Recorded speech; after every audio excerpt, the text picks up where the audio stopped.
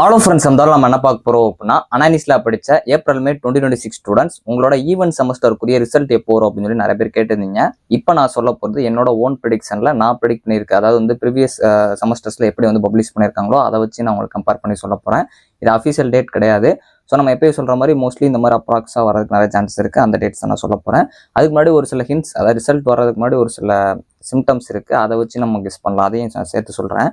So first வந்து இந்த April May 2026 இது ஈவென்ட் செமஸ்டர். அதனால வந்து ஃபைனல் இயர் ஸ்டூடெண்ட்ஸ், அதாவது வந்து உங்களோட சீனியர்ஸ் லாஸ்ட் இயர் படிக்கிற ஸ்டூடெண்ட்ஸ் வந்து இப்போ வெளியே பாஸ் அவுட் ஆகி போவாங்க. அதனால அவங்களுக்காக கொஞ்சம் ரிசல்ட் வந்து சீக்கிரமாக வரதுக்கு நிறையா சான்சஸ் இருக்குது. ஸோ அதே மாதிரி ரிசல்ட் வரப்போகுது அப்படின்னா மோஸ்ட்லி அதுக்கு முன்னாடி ஒரு டிஸ்டன்ஸ் எஜுகேஷன் ரிசல்ட் வந்து பப்ளிஷ் ஆகும். அதுக்கப்புறம் ஒரு 1 or 2 weeks இல்லை ஒரு 3 weeks அப்புறம் பார்த்தீங்க அப்படின்னா நம்ம ரிசல்ட் எக்ஸ்பெக்ட் பண்ணலாம். இப்போதைக்கு இது வரல. இது ஒரு சிம்டம்ஸாக வச்சுக்கோங்க. ஸோ ஒரு சில டைம் அதுக்கு முன்னாடியே வரலாம். அதே மாதிரி வந்து பேஸ் வைஸாக தான் இதுக்கு முன்னாடி ரிசல்ட் பப்ளிஷ் பண்ணியிருக்காங்க 2024 வரைக்கும். அதுக்கப்புறம் 2024 டேரெக்டாக பப்ளிஷ் பண்ணிட்டாங்க. அதனால பேஸ் வைஸாக வந்துச்சு அப்படின்னா இப்போ நான் சொல்கிற இது வந்து மாறலாம். இல்லை ஒரே ரிசல்ட்டாக வருதுன்னா மோஸ்ட்லி இதில் வரதுக்கு நிறைய சான்சஸ் இருக்குது. ஸோ இதில் மே 27 அதாவது வந்து ஃபைனல் இயரோட ப்ராஜெக்ட் ரிசல்ட் பப்ளிஷ் பண்ணாங்க. அதுவும் குறிப்பிடத்தக்கது. ஏன் அப்படின்னா அந்த ரிசல்ட் வந்து கொஞ்சம் சீக்கிரமாக வந்துச்சு. ஸோ அதனால தான்.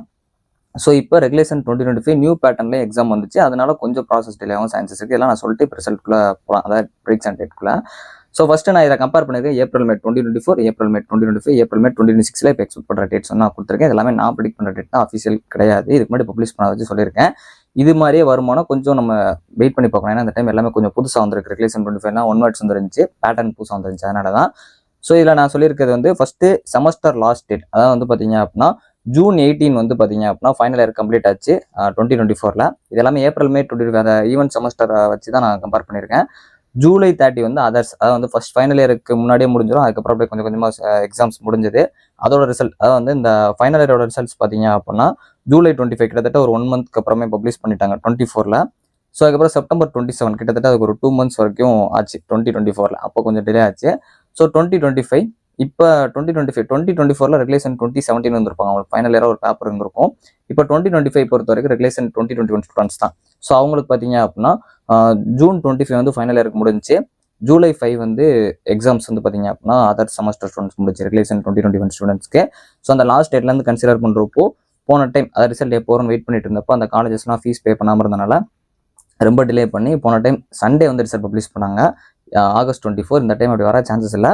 ஸோ இருந்தாலும் ஆகஸ்ட் 24 போன டைம் பப்ளிஷ் பண்ணாங்க. இந்த டைம் நம்ம அதை வச்சு கம்பேர் பண்ணுறப்போ 3 விதமாக, அதாவது மே 26 ஃபைனல் இயர், அதாவது ஃபைனல் இயர்னா 7th செமஸ்டரோட அந்த எலக்டிவ் பேப்பர்ஸ் இருந்துச்சு அப்படின்னா, இல்லை ஒரு சில ப்ராஜெக்டோட சேர்த்து நீங்கள் ஸ்கிப் பண்ணியிருக்க பேப்பர் 8 செமஸ்டரில் முடிச்சிருந்தீங்க அப்படின்னா உங்களுக்கு மே 26ல் அந்த 7th செமஸ்டர் அது போக எலக்டிவ் பேப்பர்ஸ் வந்துருக்கும் ரெகுலேஷன் 2021 ஸ்டூடெண்ட்ஸ்க்கு.